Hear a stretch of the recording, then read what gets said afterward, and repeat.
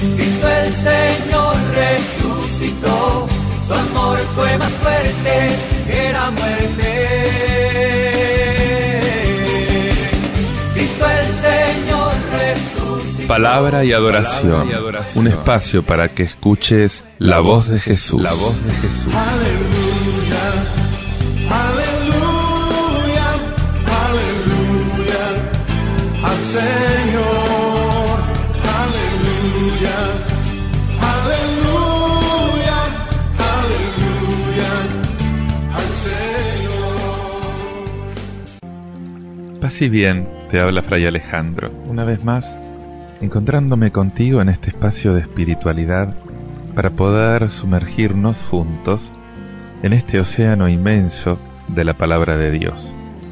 Palabra que nos reconforta, palabra que nos alienta, que nos anima, que nos reconstituye cada día desde las profundidades mismas de ese río de vida que es el Espíritu Santo. Hoy quiero presentarte una lectura tomada del segundo libro de Samuel, capítulo 12, versículos del 7 al 13, y que te muestra justamente cómo Dios ha sido magnánimo con David y con su pueblo, mientras que David había sido infiel. Vos sabés que toda la historia de la alianza se constituye sobre la fidelidad de Dios y lamentablemente sobre la infidelidad del hombre, la infidelidad de su pueblo. Pero acá hay algo importante. La reacción de David es sincera. David reconoce su pecado y esto provoca el perdón de Dios. Justamente el salmo que después te voy a proclamar es uno de los que ponen más énfasis en ese perdón. Dios es perdón, Dios es misericordia, es una medida del amor especial, que en los momentos de caída, en los momentos de fragilidad, se hace fortaleza y acogida para cada uno de nosotros. Escuchá lo que te dice el libro de Samuel. El profeta Natán dijo a David: Así habla el Señor, el Dios de Israel. Yo te ungí rey de Israel, y te libré de las manos de Saúl. Te entregué a la casa de tu Señor, y puse a sus mujeres en tus brazos.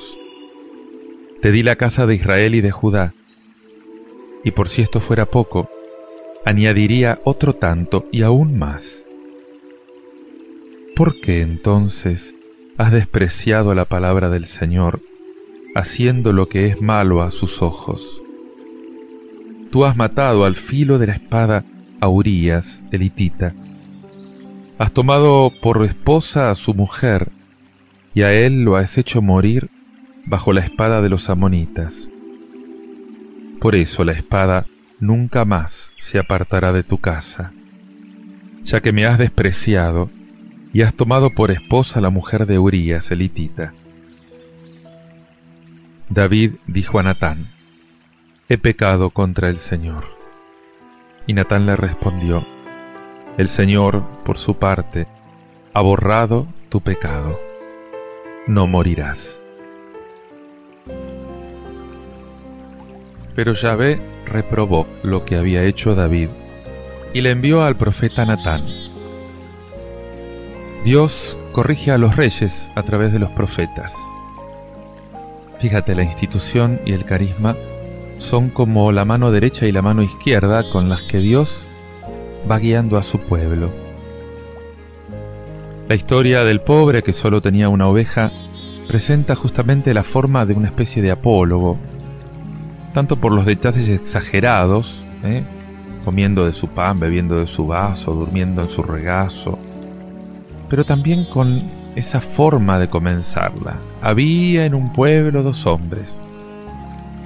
Si David reacciona airadamente, no es que piense que es un caso histórico que Natán le está denunciando para reclamar una sentencia judicial, sino justamente porque, habiendo sido pastor, él sabe lo que es conocer y amar una por una cada una de sus ovejas.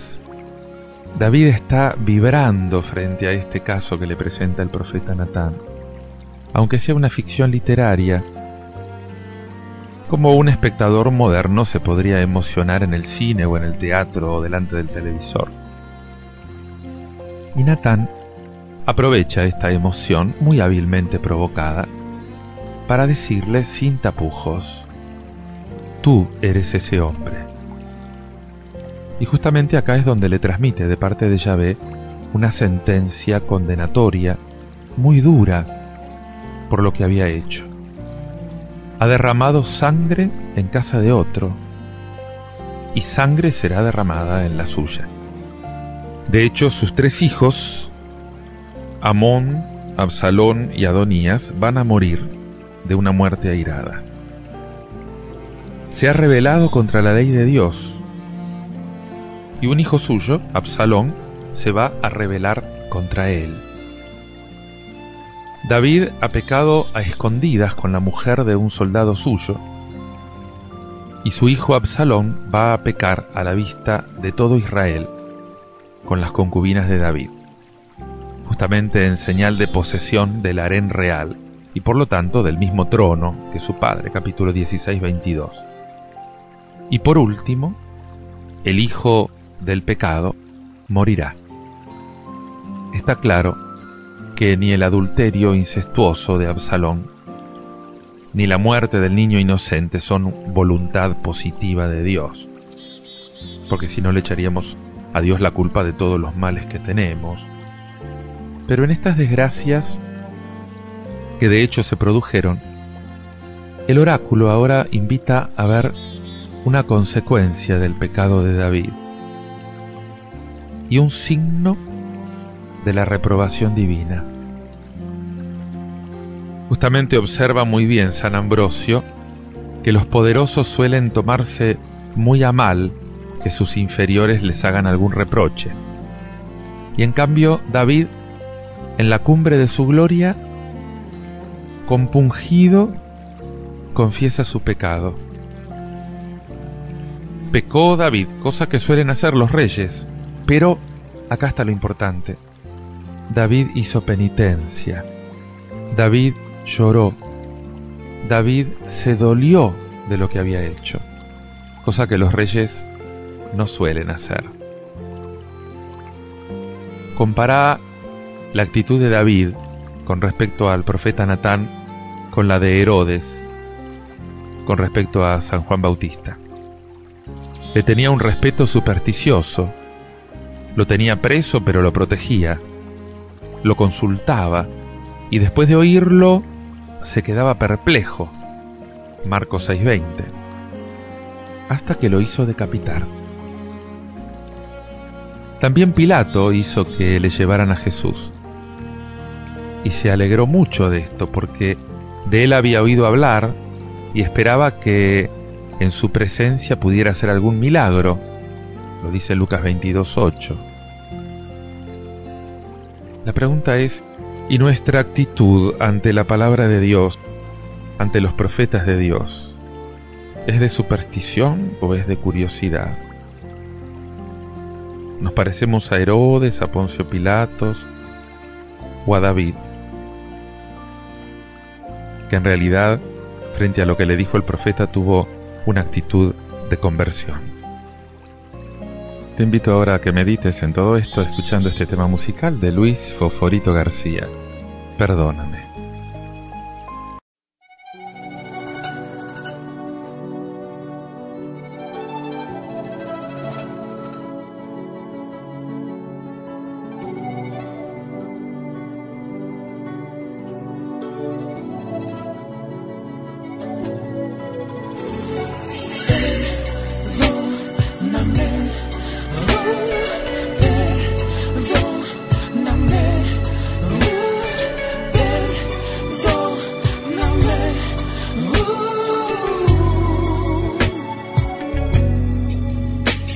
Perdóname, que con mis hechos yo te he hecho sentir que no me haces falta.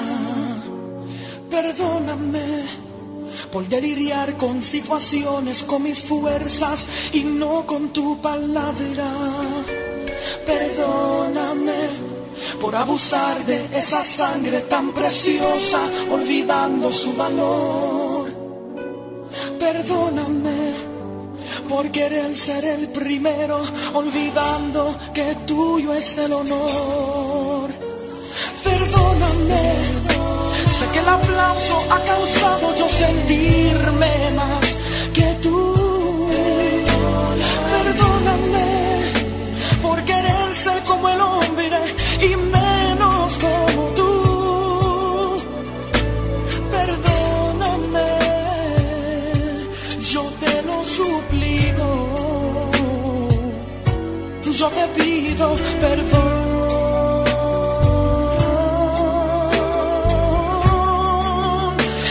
La sangre del Cordero cayendo sobre mí, es la sangre del Cordero purificándome a mí, es la sangre del Cordero que me impulsa hoy a mí, decir que es la sangre del Cordero. Que ahora puedo yo decir que fue la sangre del Cordero que me restauró a mí, que fue la sangre del Cordero que me perdonó a mí, que fue la sangre del Cordero que me impulsa hoy decir que fue la sangre del Cordero la que me perdonó a mí. Perdóname, sé que el aplauso ha causado yo sentirme más que tú.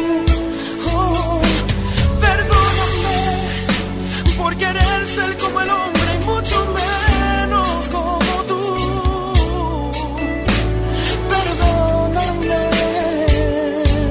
Yo te lo suplico, yo te pido perdón. Fue la sangre del Cordero que me perdonó a mí. Oh, fue la sangre del Cordero que me restauró a mí. La sangre del Cordero que me impulsa hoy decir que fue la sangre del Cordero la que me perdonó a mí. Fue la sangre la que me perdonó a mí.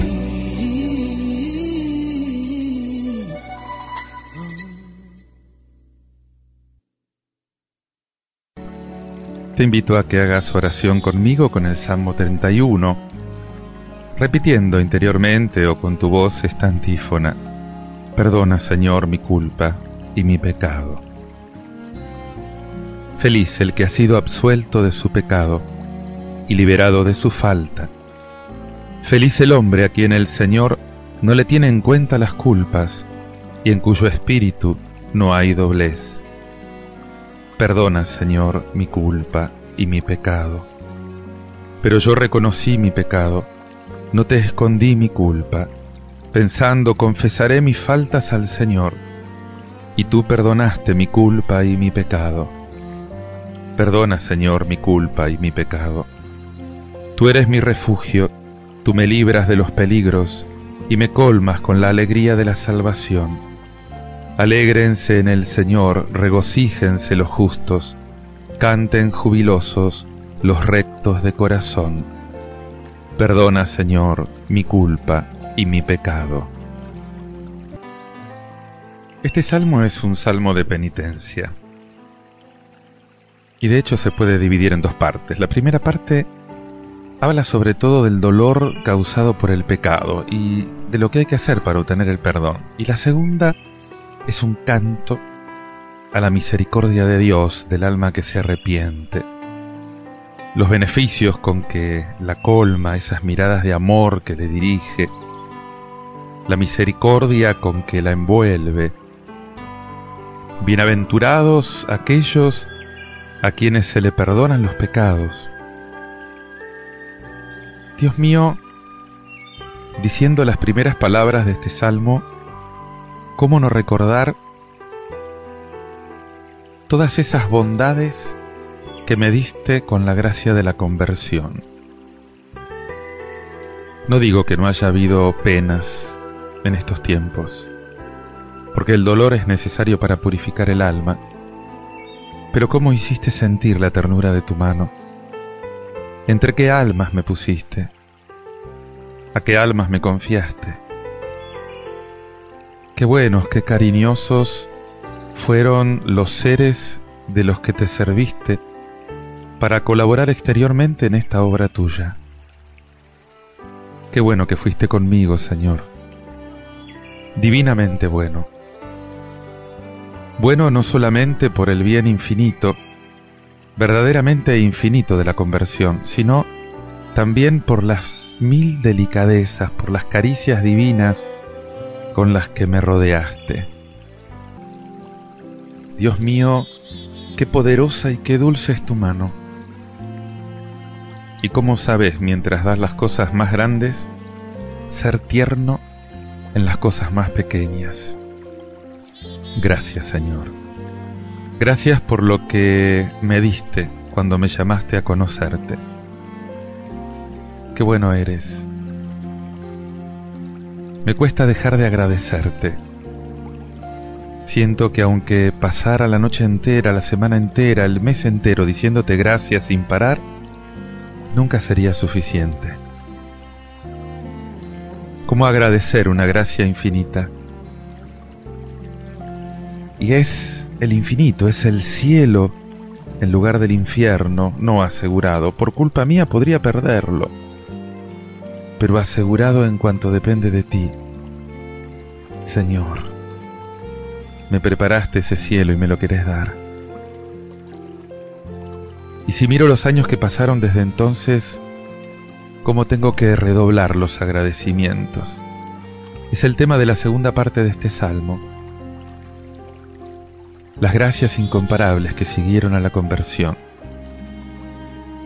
La vida religiosa. El último lugar. Gracias, Señor. La primera enseñanza de estos versículos es que cuando se han recibido estas gracias, se contraen deberes muy grandes. Si Dios nos ha dado tanto, ¿qué es lo que no espera de nosotros? Me dio 10 monedas, las hice fructificar. Qué fidelidad a la gracia, qué amor, qué valentía, qué generosidad, qué pureza de voluntad, qué ardor para hacer siempre lo más perfecto. Exigen tantos y tan grandes favores. Debería ser un santo, Señor, después de todas las gracias que me diste. Perdóname, Señor, porque no lo soy. Me diste gracias que solo haces a los santos y yo soy un pecador. Y tú mismo, sin haber hecho yo nada prácticamente para eso, tú me diste una nueva vida, Señor. Me hiciste encontrar lo que yo buscaba. Silencio, retiro. Una manera más maravillosa y más allá de todo lo que soñaba de vivir junto a ti, Señor. De poder tener una vida semejante a la tuya. ¿Cuánto me has dado, Señor? ¿Cómo me sostuviste interiormente, Señor? Y cómo a pesar de mis infidelidades, de mis cobardías, seguiste sosteniéndome. En otro tiempo no me sostenías tanto ni tan pacientemente. Tu gracia se retiraba más pronto cuando yo era infiel. Dios mío, te suplico que me ayudes más todavía.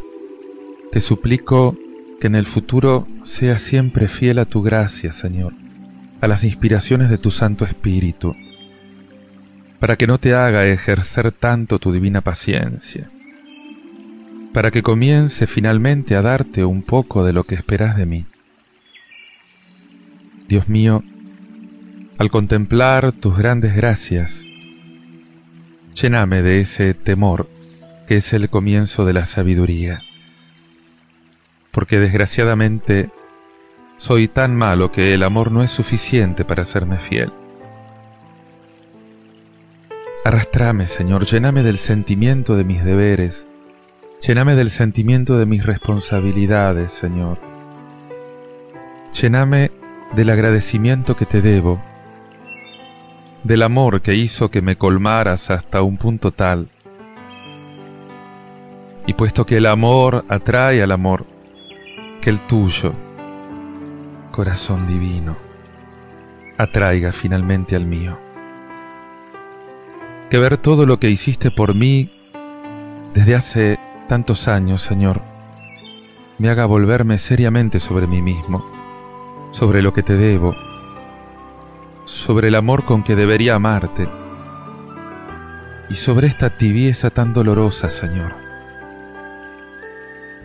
Que eso me corrija, que me haga entrar en una senda nueva donde te ame con un amor mayor. Mi Señor, mi Dios, con ese amor en el que quiero serte fiel, ser fiel a tu gracia, Señor. Dios mío, qué bueno eres. Qué grandes son tus misericordias para con mi alma. Como cuando me diste la primera gracia del arrepentimiento y me trajiste de vuelta al redil. En el diluvio las aguas caudalosas no podrán alcanzarlos. Tú eres su refugio contra las tribulaciones que lo rodean. Tú eres su alegría, su salvación en el peligro. Te daré, le dices, la inteligencia y te instruiré en esta senda en que marcharás. Fijaré en ti mi mirada.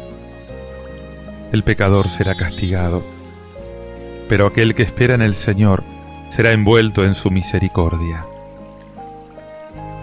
Regocíjense en el Señor, estremezcanse de alegría, justos, sean glorificados ustedes que tienen el corazón recto, que tienen buena intención, buena voluntad.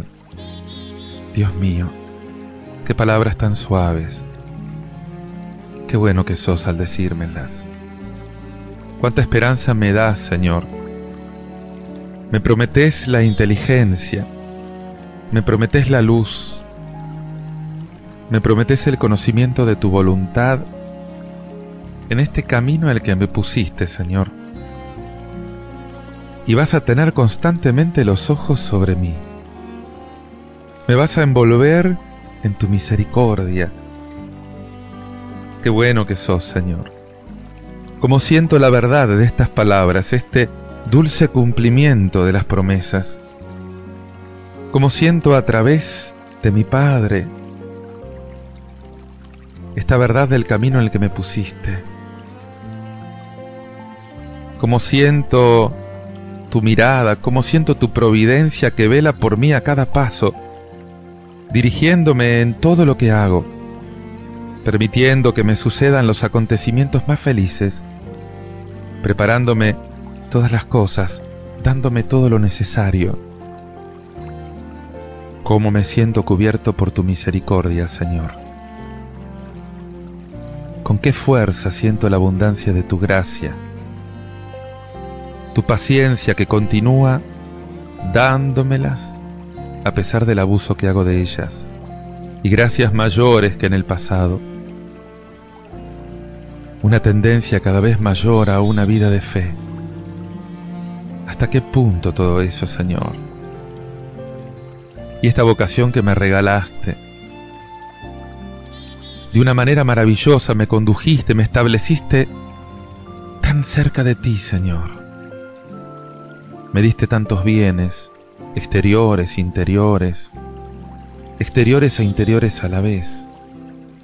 Esas misericordias infinitas, verdaderamente milagrosas, con las que envolviste mi alma. Gracias, Señor.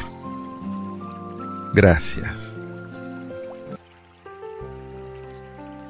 Pedile al Señor la fidelidad y el agradecimiento. Contate con frecuencia esa doble historia de tus pecados y de sus misericordias. Contásela a Dios durante la oración. Pone ese cuadro doble delante de tus ojos y que el mirarlo haga nacer en ti 3 sentimientos. Haga nacer la humildad, el reconocimiento y el sentimiento de esos grandes deberes después de haber recibido tanto. Sagrado Corazón de Jesús, vos que me atrajiste de tan lejos y de tan bajo, vos que me colmaste de tantas gracias y que finalmente me cubriste con tu misericordia, haceme humilde para ver mis faltas pasadas, mis faltas presentes, mis faltas cotidianas, Señor.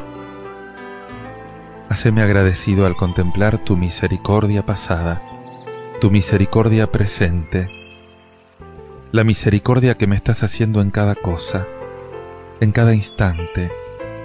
Haceme fiel, Señor, para cumplir esos grandes deberes que me comprometen frente a tanta gracia recibida.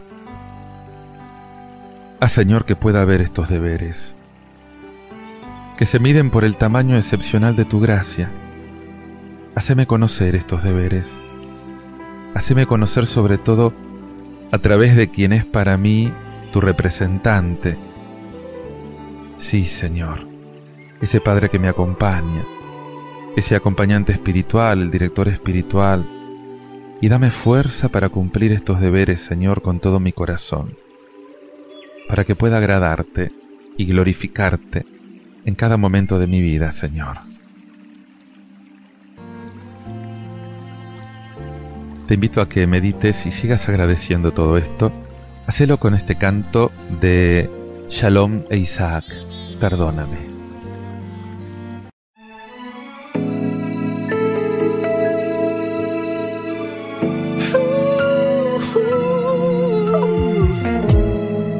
Desde que me alejé de ti,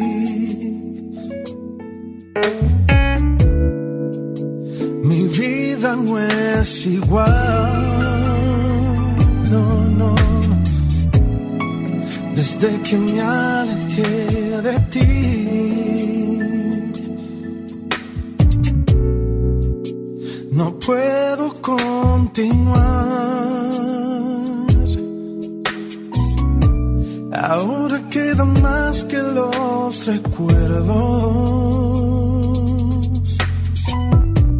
Ahora queda solo sufrimiento. Perdóname si te fallé. Perdóname si te ofendí. Mi corazón clama por tu amor. Necesito tu perdón. Si te fallé, perdóname si te ofendí. Mi corazón clama por tu amor. Necesito tu perdón. Perdóname.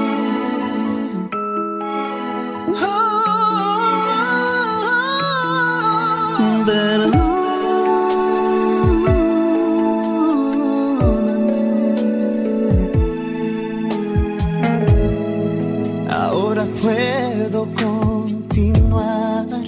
Puedo continuar y no quiero volver atrás. Solo a ti quiero mirar.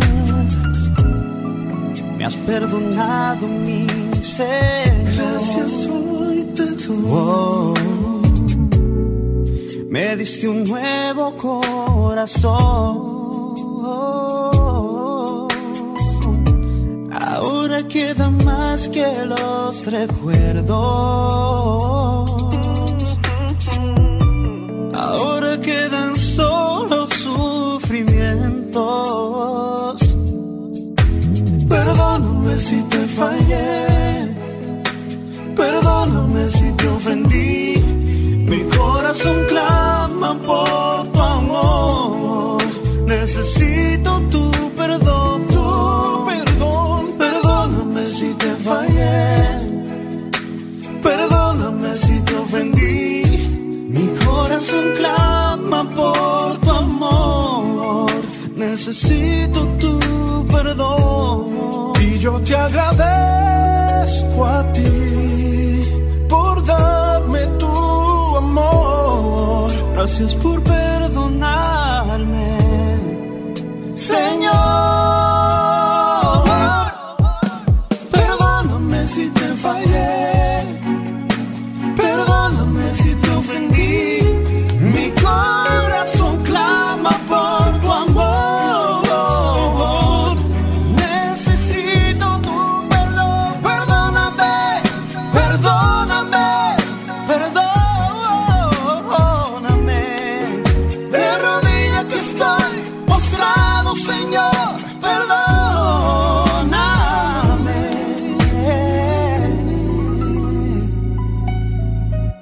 Perdóname.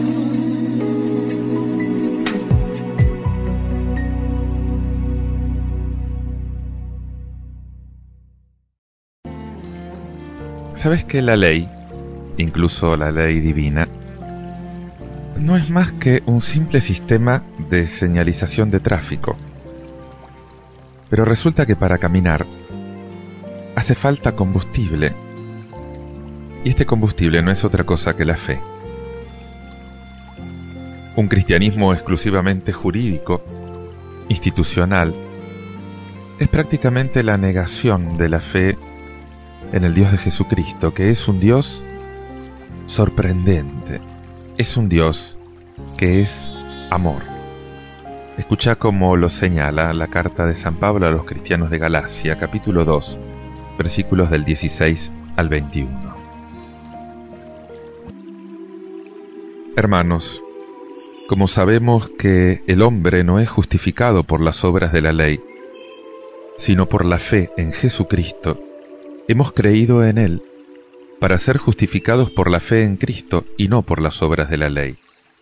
En efecto, nadie será justificado en virtud de las obras de la ley, pero en virtud de la ley he muerto a la ley, a fin de vivir para Dios. Yo estoy crucificado con Cristo, y ya no vivo yo, sino que Cristo vive en mí. La vida que sigo viviendo en la carne, la vivo en la fe en el Hijo de Dios, que me amó y se entregó por mí. Yo no anulo la gracia de Dios. Si la justicia viene de la ley, Cristo ha muerto inútilmente. Pablo acaba de describir históricamente su ministerio pastoral entre los paganos, y ahora vuelve a tratar de su ministerio, pero desde el punto de vista doctrinal. Ya no se limita a evocar esas peripecias de su apostolado, sino que intenta definir el Evangelio oponiéndolo al sistema religioso del judaísmo. Y para esto Pablo abandona el sentido especial que él le dio al término evangelio, el acceso de los paganos a la salvación, para volver a emplear el sentido primero de esta palabra, anuncio de la muerte y la resurrección de Cristo. Pablo es uno de los primeros que asimilaron la muerte y la resurrección de Cristo a la vida cristiana. Y sobre todo Pablo es el primero que se interesa por la muerte de Jesús en cuanto tal. No procede como Pedro. A Pedro le preocupa mucho más atenuar esa muerte, mostrando que era necesario que Cristo muriera. Y sin embargo todo lo contrario, la muerte de Jesús, en la opinión de Pablo, él dice que es la fuente primera de la justicia del cristiano, o sea, de la salvación del cristiano. Porque por su resurrección Cristo está presente entre los suyos de un modo definitivo, y por su muerte los libera y los justifica. Y en este contexto, justificar tiene un sentido muy delimitado, bien delimitado. Significa encontrarse a la altura de las pretensiones que Dios tiene sobre la humanidad. Significa corresponder a la ambición de Dios sobre el hombre. Y acá surge algo que es evidente. La ley no pudo ayudar al hombre a corresponder a estos deseos de Dios.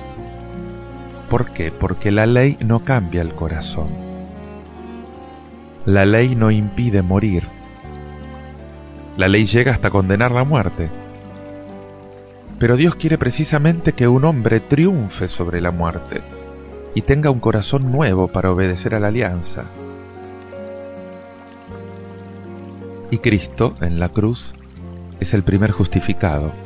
¿Por qué? Porque es el primer hombre que dispone de un corazón suficientemente amoroso y porque acepta recibir de manos del Padre ese más allá de la muerte. Por lo tanto, la justificación es una llamada a la superación de los límites. Y toda vida cristiana que lucha contra el inmovilismo de la ley, contra los límites del egoísmo del corazón, es una vida con Cristo en la cruz.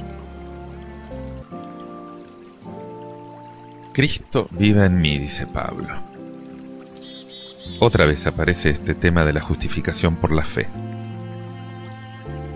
Pablo emplea el término justificar 4 veces seguidas. Vamos a recordar lo que significa este término. Con relación al día del juicio, el justificado, para los judíos, es el que va a ser aceptado por Dios. Por lo tanto, esto va a ser, en nuestro lenguaje habitual, el salvado. Y Pablo le recuerda a los cristianos que tienen que saber que no son salvados, no son justificados por la práctica de la ley judía. Son salvados por la fe en Jesucristo. No se llega a ser justo a base de practicar la ley. Pablo acá utiliza una frase que expresa perfectamente el pensamiento suyo. Dice: gracias a la ley que hizo morir a Cristo, ha dejado de vivir para la ley judía a fin de vivir para Dios. O sea, en otras palabras, dado que Cristo ha superado la ley judía al cumplirla y perfeccionarla por el amor, los judíos lo hicieron morir. Y esta muerte de Cristo liberó a Pablo de la ley y lo justificó.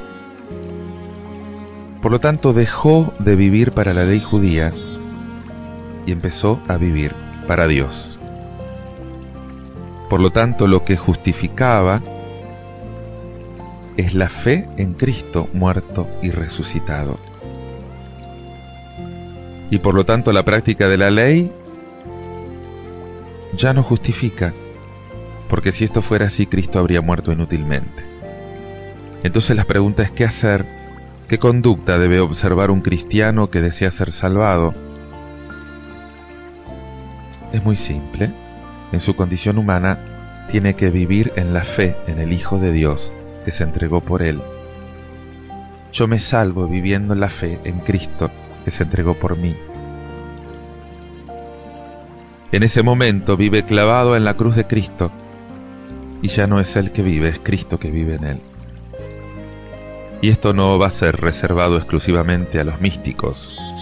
Esta es la realidad de toda vida cristiana. Si no fuera así, no habría vida cristiana. No sería más que una apariencia sin ninguna eficacia.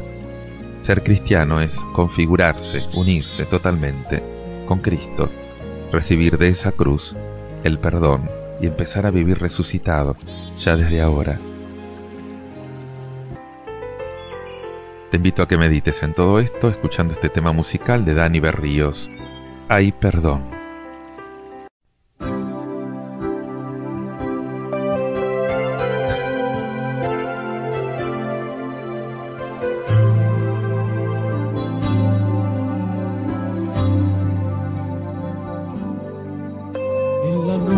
Tú has llorado y le has pedido perdón.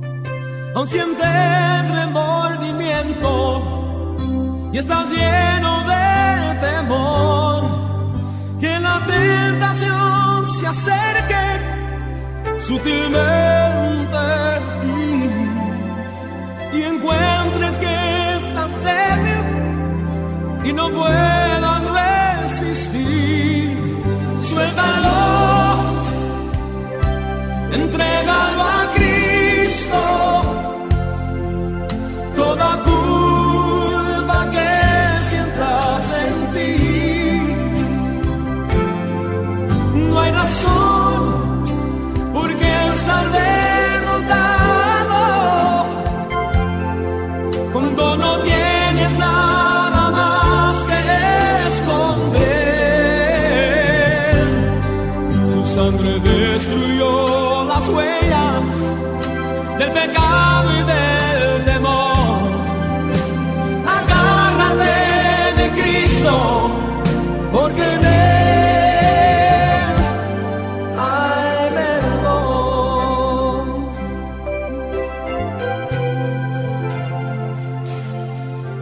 No hay por qué sentirte inútil, todo en el pasado está.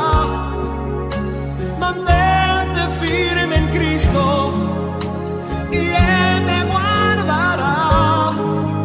Que su Espíritu te guíe a su perfecta paz y el gozo que perdiste Él lo restaurará. Suéltalo,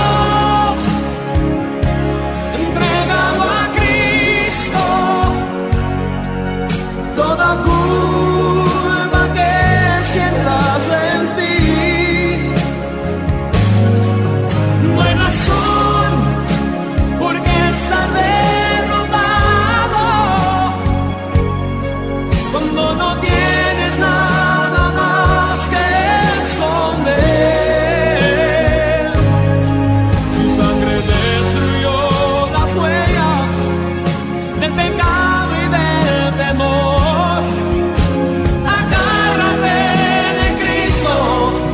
Porque en Él hay perdón.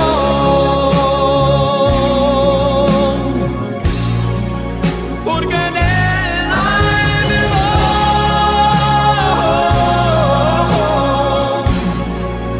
Porque en Él hay perdón.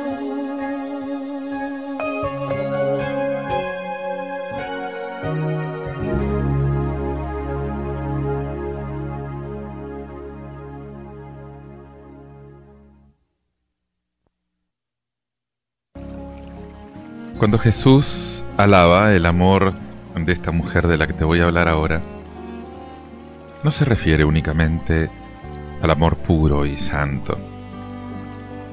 Se refiere a todo gesto de amor, aun cuando de hecho vaya mezclado con pecados o con imperfecciones. Un pecador que ama está más cerca del perdón que un falso justo que renuncia orgullosamente a todo gesto de amor. La fe nos justifica, la fe nos alcanza la benevolencia del Dios de los perdones, del Dios de las misericordias. Por eso en la Eucaristía se nos comunica el perdón, cuando comulgamos amorosamente el Cordero de Dios que quita el pecado del mundo. Escuchá cómo te lo revela el Evangelio de San Lucas en el capítulo 7, versículos del 36 hasta el 8:3. Un fariseo invitó a Jesús a comer con él. Jesús entró en la casa y se sentó a la mesa. Entonces una mujer pecadora que vivía en la ciudad, al enterarse de que Jesús estaba comiendo en casa del fariseo, se presentó con un frasco de perfume y colocándose detrás de él, se puso a llorar a sus pies y comenzó a bañarlos con sus lágrimas, los secaba con sus cabellos, los cubría de besos y los ungía con perfume. Al ver esto, el fariseo que lo había invitado pensó: si este hombre fuera profeta, sabría quién es la mujer que lo toca y lo que ella es, una pecadora. Pero Jesús le dijo: Simón, tengo algo que decirte. Di, maestro, respondió él. Un prestamista tenía 2 deudores. Uno le debía 500 denarios, el otro 50. Como no tenían con qué pagar, perdonó a ambos la deuda. ¿Cuál de los 2 lo amará más? Simón contestó: pienso que aquel a quien perdonó más.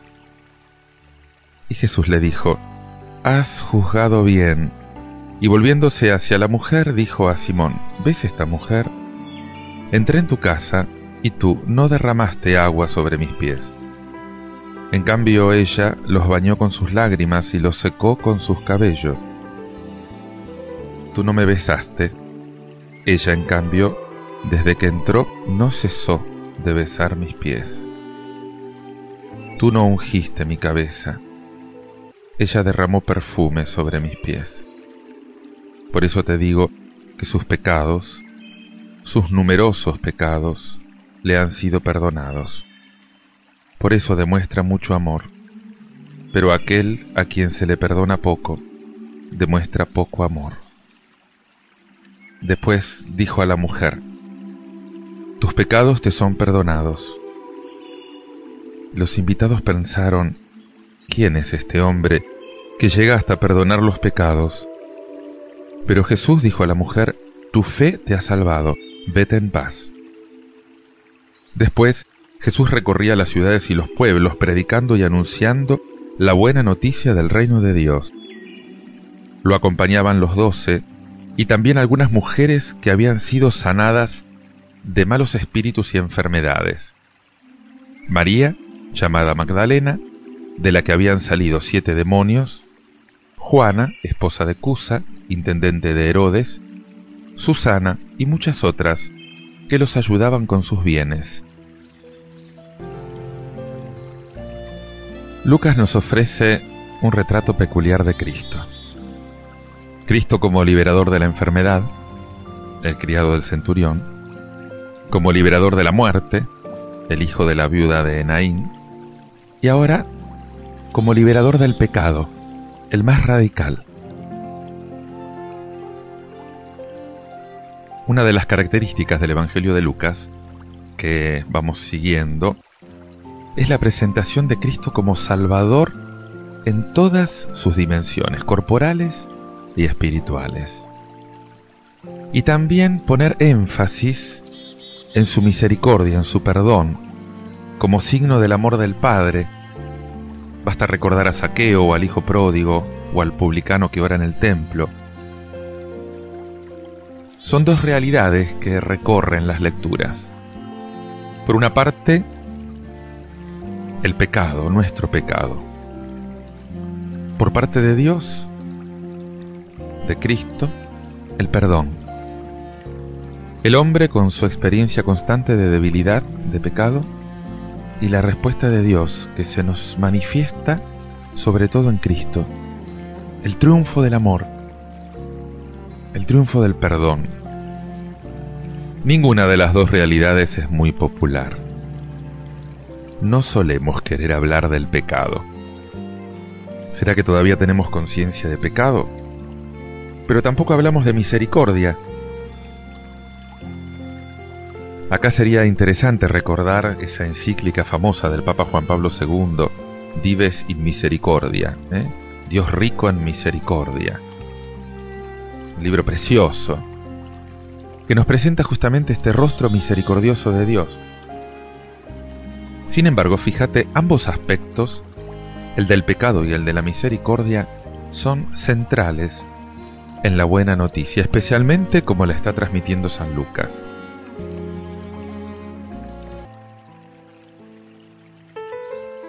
Lucas te habla de un Dios que perdona.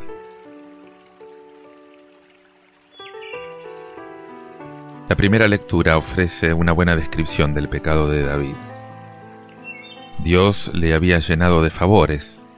Dice, te ungí, te libré, te entregué. Y David ha sido infiel a la amistad de Dios. Ha despreciado la palabra del Señor. Dice, mataste, te quedaste con la mujer de Urías y pecaste contra el Señor. Es un hombre importante, es el rey, y estas faltas de justicia y de ética son mucho más graves todavía. Su pecado no solamente es contra el prójimo, al que dañó con robo y con asesinato, sino que se considera un pecado contra Dios. Y ante la palabra acusadora del profeta, David reconoce humildemente su culpa. Inmediatamente se escucha la respuesta de Dios. El Señor perdona tu pecado, no morirás. La mujer del Evangelio es una pecadora pública, pero su actitud ante Jesús es de un arrepentimiento sincero. ¿Y cuál es la respuesta de Dios? También, la respuesta de Dios es el perdón, es la misericordia. Dios es rico en misericordia. Y es importante subrayar esto. Este retrato cálido de un Dios que perdona, tanto en el Antiguo Testamento como en el Nuevo Testamento. Ante la falta de fidelidad del hombre, Dios reacciona siendo fiel, venciendo el mal con su amor y también con su dolor. Tanto la encíclica Rico en Misericordia como la otra, El dolor salvífico, de Juan Pablo II, ilustran justamente en páginas muy emocionantes este amor y este dolor de Dios como vencedores del pecado humano, que son claves para entender todo el misterio de la reconciliación. San Pablo en la carta a los Gálatas exclama, me amó hasta entregarse por mí. Este es el credo de San Pablo. No es que Dios apruebe la injusticia de David, no es que Jesús tome partido por la clase de vida que llevaba esa mujer, pero ante la debilidad humana, ante el arrepentimiento sincero, la respuesta de Dios es el perdón. En la plegaria eucarística número 4 le damos gracias a Dios porque cuando por desobediencia perdió el hombre su amistad, no lo abandonaste al poder de la muerte, sino que tendiste la mano a todos, decimos.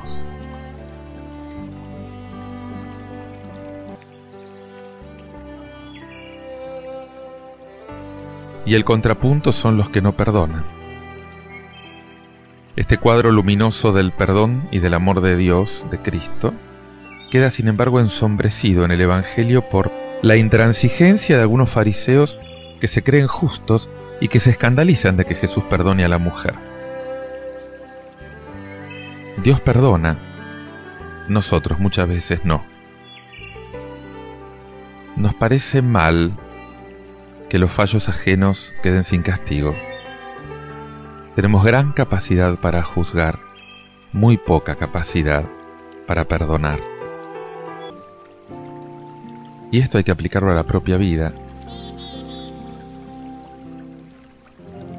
A este nosotros.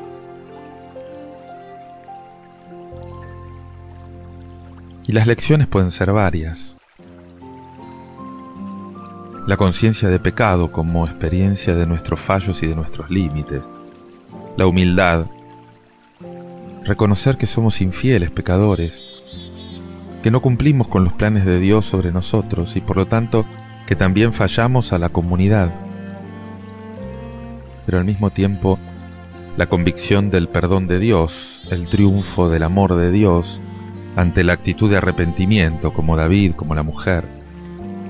Esto nos llena el alma de una gran confianza, sobre todo en esta victoria de Cristo sobre el mal y sobre el pecado. Además, este perdón, este triunfo del amor se nos comunica sobre todo por la Iglesia y de un modo particular en el sacramento de la reconciliación. La Iglesia, perdonada ella misma, se convierte en mediadora de perdón. Estamos sumergidos en un misterio de pecado y de amor, de lucha, pero también de victoria. Y esto nos hace caminar y nos hace madurar en una vida nueva, en la vida de Cristo. Y además también tenemos que aprender a perdonar, para no caer en la tentación autosuficiente, intransigente de los fariseos. Jesús nos enseñó a orar: perdónanos como nosotros perdonamos. Es una oración seguida de un gesto de paz mutuo. Acordate, lo hacemos en cada Eucaristía. Antes de participar en la comunión, nos ofrecemos, nos regalamos mutuamente el perdón. Te invito a que lo medites y lo ores con este canto de Manuel Bonilla: No me niegues el perdón.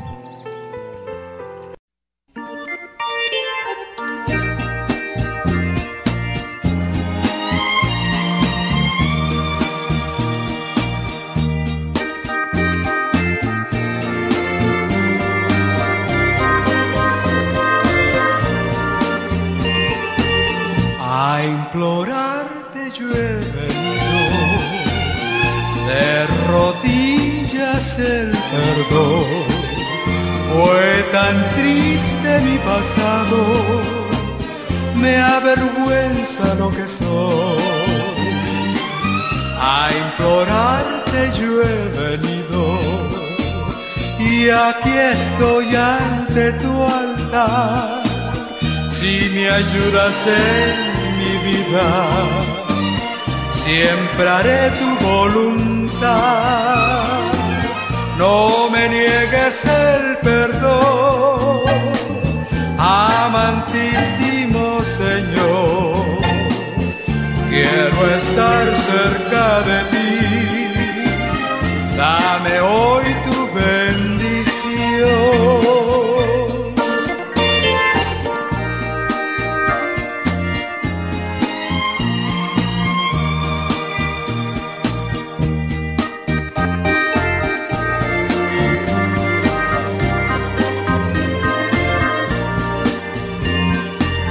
Quiero que de mis pecados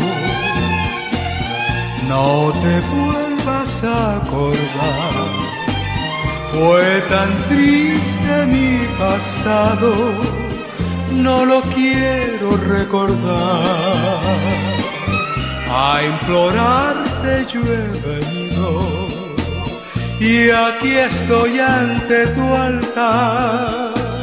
Si me ayudas en mi vida, siempre haré tu voluntad.